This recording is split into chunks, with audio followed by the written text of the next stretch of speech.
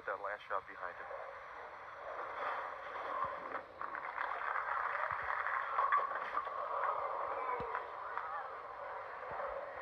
Well, there's this kind of shot that happens after you go light on one lane.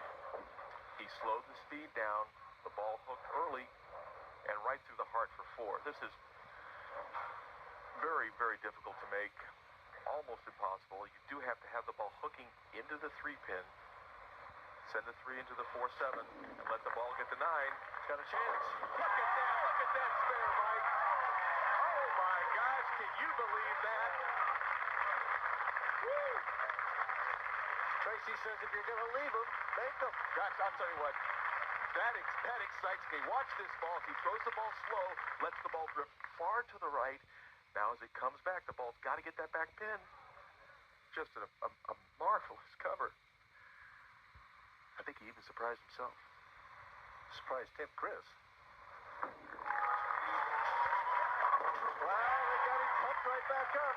How about a little momentum? That's exactly what he kept there.